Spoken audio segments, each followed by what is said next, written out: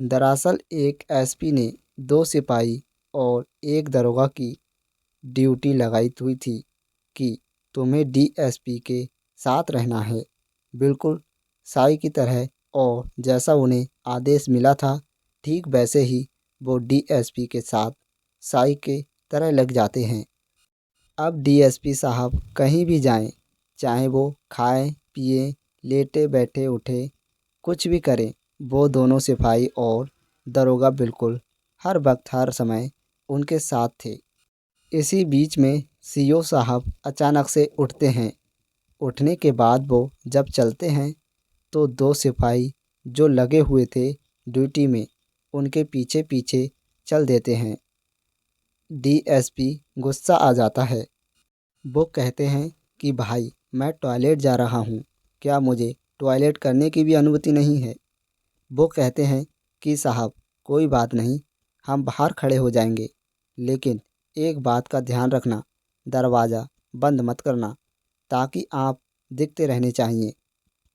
वो DSP toilet करने तो चला जाता है, लेकिन जब दोनों सिपाही से लगातार नज़र बंधे रखे हुए थे तो वो बहुत ज़्यादा परेशान हो जाता है। दरअसल ये जो डीएसपी साहब हैं, ये डीएसपी साहब सोशल मीडिया पर लगातार वायरल हो रहे थे। इनकी खबर अखबार में छप रही थी, इसलिए उनकी निगरानी की जा रही थी, कहीं ये कुछ गलत कदम ना उठा लें। इसलिए दो सिपाही और एक दरोगा की ड्यूटी लगी हुई थी। दरअसल आज की कहानी जो डीएसपी साहब की मैं सुनाने जा रहा हूँ, इस कहानी को सुनने के बाद आपको डीएसपी साहब पर तरस भी आएगा, साथ ही आप पर उनको हंसी भी आएगी। दरअसल वो एक ऐसे चक्कर में फंस जाते हैं जिसकी ना तो उन्होंने कल्पना की थी और ना ही उनकी जांच वालों ने कल्पना की थी। आदाब नमस्कार, शास्त्री काल में उस्मान सैफ़ी न्यूज़। आज की जो सच्ची घटना मैं आपको सुनाने जा रहा हूँ, इस अच्छी घटना का है उत्तर प्रदेश का एक ज़िला है उन्नाव। दरअसल ये उन्नाव की ही एक सच्ची घटना है। बात कर रहा हूँ उन्नाव की एक तहसील है बीघापुर, और बीघापुर के एक ही सीओ होते हैं जिनका नाम होता है कृपाशंकर कन्नौजिया। कृपाशंकर कन्नौजिया अपने एसपी साहब के पास जाते हैं जिनका नाम होता है आनंद कुलकर्णी। उनके पास जाते हैं, जाकर कहते हैं कि साहब मुझे छुट्टी चाहिए। दरअसल बेटी की शादी की तारीख बहुत नज़दीक आ चुकी है और मैं एक दिन की छुट्टी लेना चाहता हूँ। उन्होंने जो एप्लीकेशन दी थी वो 6 जुलाई 2021 को एक दिन की छुट्टी चाहिए थी, और एसपी ने जैसे ये बात सुनी, बेटी की शादी का मामला है, एसपी साहब को छुट्टी दे दी। अब एसपी साहब छुट्टी लेकर अपने काम पर निकल जाते हैं, और निकलने के बाद इन्हें जाना था बीघापुर से गोरखपुर, जिनकी दूरी थी लगभग 341 किलोमीटर दूर। अब यहाँ जाने के लिए अपना सफ़र तय करना शुरू कर देते हैं, लेकिन घर नहीं पहुँचते।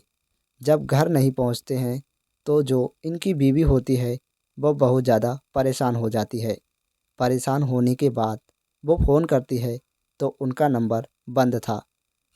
सीओजी नंबर जो सरकारी नंबर मिल रहा होता है उनको फ़ोन करती है तो वो भी बंद था। जो इनकी अर्दली होते हैं, इनके साथ रहते थे, उनको फ़ोन करती है तो उनसे कहते हैं कि हमारा उनसे संपर्क नहीं है। दरअसल वो छुट्टी से यहाँ से जा चुके हैं। अब इनकी बीवी लगातार परेशान हो जाती है, जिससे संपर्क थे उन सबको फ़ोन कर देती है। वहाँ से सफलता ना मिली तभी इनमें से कोई अधिकारी कहता है कि आपको एसपी साहब से बात कर लेनी चाहिए, और एसपी साहब को बताइए कि आखिरकार क्या बात है, क्योंकि आप कहीं ना कहीं डीएसपी साहब को जो मोहतरमा थी, बीवी थी, उनको भी डर लगने लगा था।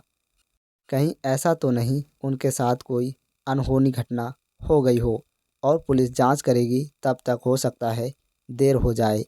इसलिए उन्होंने तुरंत ही फ़ोन लगाया और नाब के एसपी साहब को आनंद कुलकर्णी को रोते हुए एक बात कही, एसपी साहब, मेरे पति छुट्टी लेकर घर के लिए निकले थे, इसलिए वो उनका पता ही नहीं चल रहा है। मैंने उनके पर्सनल नंबर पे फ़ोन किया, उनके एक दो नंबर और हैं, उन पे भी फ़ोन किया, साथ ही जो सरकारी नंबर था उन पर भी फ़ोन किया, लेकिन बातचीत नहीं हो पा रही है। कहीं उनका पता करने की कोशिश कीजिए, ऐसा ना हो उनके साथ कुछ हादसा हो जाए, कुछ गड़बड़ी हो जाए। एसपी साहब ने जैसे ये बात सुनी, एसपी साहब को लगता है कि वाकई एक अधिकारी कहीं खतरे में तो नहीं है। उन्होंने तुरंत ही अपनी सर्विलांस टीम को आदेश किया और कहा कि सीओ साहब के नंबर पे बातचीत करने के संपर्क करने की कोशिश करो, जितनी जल्दी हो सके मुझे तुरंत बताने की कोशिश करना। जैसे टीम को ये बात मिलती है सुनने के लिए, सर्विलांस टीम ने एसपी साहब के आदेश को सर माफ़ी से लिया और उसके बाद अपना काम करना शुरू किया। काम करना जो शुरू कर दिया, उनके नंबर जब लोकेशन लगाई जाती है, इसकी जो सीडीआर दिखाने की कोशिश की जाती है, तो सबसे पहले सीडीआर निकलने में तो वक्त लगता है, लेकिन लोकेशन निकलने में आसानी हो जाती है और वो कम से कम समय में निकल जाती है। आखिरकार इनकी लोकेशन आ जाती है और लोकेशन आती है कानपुर का एक गंगा पार एक इलाका है। वहाँ पर मॉल रोड पर मॉल रोड के पास इनकी आखिरी लोकेशन पाई जाती है। अगर जिस बीघापुर से उस जगह की बात करें तो लगभग 24 किलोमीटर ये दूरी है। 1 घंटा का भी रास्ता नहीं है। पुलिस वालों ने, क्योंकि एसएसपी साहब का आदेश था, इसलिए उसे ढिलाई नहीं कर सकते थे, सीधा उस जगह पहुंच जाते हैं माल रोड, और माल रोड जाने के बाद उस जगह की तलाश करते हैं कि आखिरकार आखिरी लोकेशन कहाँ पर थी। तो आखिरी लोकेशन होती है, एक होटल होता है मंदाकिनी, और मंदाकिनी होटल के पास जाकर उनके जो मोबाइल था वो स्पीकर ऑफ हो चुका था। इसके बाद ये रिसेप्शन पे पहुंचते हैं। रिसेप्शन में जाने के बाद पहुंचते हैं कि यहाँ पर कोई एक कृपा शंकर नाम से कोई व्यक्ति आकर रुका हुआ है। तो होटल वाले कहते हैं कि हाँ साहब, बिल्कुल रुके हुए हैं। और जैसे ही रात ज़्यादा हो चुकी थी, जब रात ज़्यादा हो चुकी है, तो ये जो भी जांच करने वाले सर्विलांस की टीम होती है, वो सीधा उसी कमरे में जाती है जिस कमरे में ये अधिकारी रुके हुए थे। जब वहां जाने के बाद दरवाज़ा खटखटाया जाता है, तब अचानक से ही सीओ साहब का दरवाज़ा जब खटखटाया गया, तो अंदर से ही सीओ साहब निकल के आते हैं। पूछते हैं कि क्या बात है, क्यों यहाँ पर आए हो। वो कहते हैं कि साहब, हमें एसपी साहब ने आदेश दिया था, दरअसल आपके सभी नंबर बंद हैं।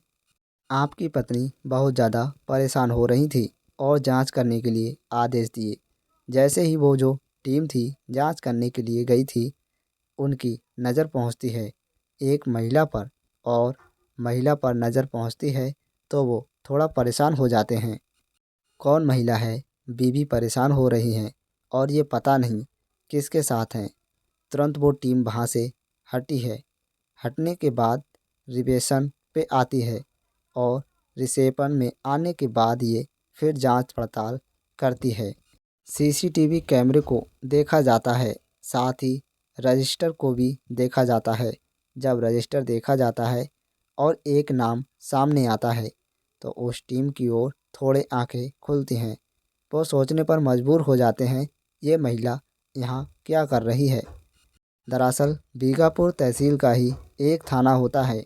उसी थाने में तैनात एक महिला सिपाही होती है, जो देखने में अच्छी खासी खूबसूरत दिखती है। और वो महिला सिपाही सीसीटीवी कैमरे में कैद हो जाते हैं। 3:48 और 6 जुलाई 2021 की वो तारीख होती है। उन्होंने उतनी ही फुटेज उसमें से सीसीटीवी कैमरे से निकलवाते हैं और निकलवाने के बाद अपने मोबाइल में अपलोड कर लेते हैं। और अपलोड करने के बाद एसपी साहब को ये जानकारी दे देते हैं। जैसे एसपी साहब को ये जानकारी दी जाती है तो एसपी साहब परेशान हो जाते हैं कि छुट्टी ली गई थी बेटी की शादी की तैयारी करने के लिए और ये मना रहे हैं रंगलनियाँ। और इससे भी ज़्यादा हैरान करने वाली बात तो ये भी थी कि टीम अंदर जाती ज़रूर है होटल के अंदर, और जब पता किया जाता है कि यहाँ से जाते कब हैं तो अगले दिन यानी कि तारीख की 7 जुलाई 2021 की सुबह को यहाँ से निकलते हैं। और ये बात और उनको और ज़्यादा ख़राब लगती है। एक तरफ तो वो सीसीटीवी की फुटेज को होटल के अंदर प्रवेश कर रहे हैं, उसमें से महिला सिपाही हो या डीएसपी साहब हो, उन्होंने अपनी जो भी पहचान थी वो छिपाई नहीं थी। हालांकि वो जब जाते हैं तो डीएसपी साहब ने अपने चेहरे पर मास्क लगाया हुआ था और जो महिला सिपाही होती है उनसे अपने चेहरे को सफ़ेद रंग के दुपट्टे से कवर किया हुआ था। ये वीडियो सोशल मीडिया पर वायरल हो जाती है और वायरल हो जाता है कि सर्किल ऑफिसर यानी कि डीएसपी साहब वो अपने ही इलाके के एक थाने की महिला सिपाही के साथ अश्लील कर रहे थे या रंगलनियाँ मना रहे थे। जब ये बातें होती हैं तो धीरे धीरे करके मामला पहुंच जाता है उत्तर प्रदेश की राजधानी लखनऊ में, और लखनऊ तक पहुंचते पहुंचते डीजीपी कार्यालय तक पहुंच जाता है। अब वहीं से आदेश होता है कि इनके खिलाफ जो भी मामला है इसकी जांच पड़ताल करिए। और जांच पड़ताल करने की एसपी साहब जो हैं वो एसएसपी होते हैं, शशि शेखर सिंह, उनको मामले की जांच देते हैं। जांच में कुछ सत्याप पाई जाती हैं। सत्यता पाई जाने के बाद डीजीपी स्तुति करते हैं गृह विभाग के लिए और गृह विभाग इनको निलंबित कर देता है। अब महिला सिपाही बस वहाँ से अगले दिन यानी कि ये बात होती है मंगलवार की बुधवार को वो अपने ऑफिस पहुँचती है और ऑफिस पहुँचने के बाद उन्हें लगता है कि शायद ये मामला बहुत ज़्यादा वायरल हो रहा है। तभी गुरुवार को अपने एसओ के पास जाती है, जाकर कहती है कि साहब मुझे 3 दिन की छुट्टी दे दीजिए, मैं अपनी घर जाना चाहता हूँ। यानी कि अब बदनामी जब ज़्यादा होने लगती है तो वो यहाँ से चली जाती है और जाने के बाद अपना काम में लग जाती है। लेकिन उधर जो डीएसपी साहब होते हैं उनकी लगातार बदनामी हो रही थी और वो बहुत ज़्यादा परेशान भी होने लगते हैं। ऐसी स्थिति में एसपी साहब को लगता है कि कहीं ये कोई गलत कदम ना उठा ले, इसलिए 2 सिपाही और 1 दरोगा को उनकी सुरक्षा के लिए मरस्तूत कर दिया गया। कह दिया गया कि जहाँ जहाँ जाएं वहाँ वहाँ इनके साथ रहना है। ऐसा ना हो कि कोई चूक हो जाए और हमारे हाथ से एक डीएसपी निकल जाए। अब डीएसपी साहब जहाँ भी जा रहे थे, चाहे वो खा रहे थे, पी रहे थे, चाहे तो रेड में जा रहे थे, वो दोनों सिपाही और दरोगा उनकी निगरानी कर रहे थे। और निगरानी करते करते ये बात जब धीरे धीरे और पुलिस वालों के माध्यम से दूसरे लोगों तक पहुंचती है तो वाकई उन्हें और ज़्यादा गाली आती हैं। हालांकि वो सस्पेंड हो जाते हैं। उसके बाद फिर बाद में जो भी होता है ये भाग्य मामला है, वो बहाल भी हो जाते हैं। लेकिन ये जो इस बीच में मामला हुआ था ये चरोन काल का वो युग चल रहा था जब लोग एक दूसरे से मिलने से बच रहे थे और इन्हें मौका मिलता है और ये दोनों महिला सिपाही के साथ अपना काम कर रहे थे। पुलिस सूत्रों का जो अखबार में एक खबर भी छुपी थी, पुलिस सूत्रों का ये वादा था कि बिहार की एक महिला दरोगा के साथ बेसाथ इन्हीं डीएसपी साहब अपने अश्लील बातें करते थे, तो वहाँ से भी कुछ न कुछ इसके खिलाफ मामला हो जाता है। हालांकि मामला खिलाफ था या नहीं था ये तो खैर एक अखबार ने ऐसा लिखा है, लेकिन जो भी उन दोनों हुआ था वो डीएसपी की खबर पूरे उत्तर प्रदेश में आपकी तरह फैल रही जाती है और लोग सोचने पर मजबूर हो जाते हैं कि एक अधिकारी आखिरकार अपनी ही महिला कांस्टेबल के साथ, जो उनके विभाग से जुड़ी हुई है, उसके साथ ऐसा कैसे कर सकते हैं। दोस्तों, इस पूरी घटना कार्यक्रम को सुनाने का उद्देश्य किसी को परेशान करना नहीं है, किसी का दिल दुखाना नहीं है, बल्कि आपको जागरूक करना है, आपको सचेत करना है। और जाते जाते आज दिल्ली के रहने वाले हैं सुभाष सिंह राणा। आज इनका जन्मदिन है। आपको जन्मदिन की ढेर सारी शुभकामनाएं, बहुत बहुत मुबारकबाद।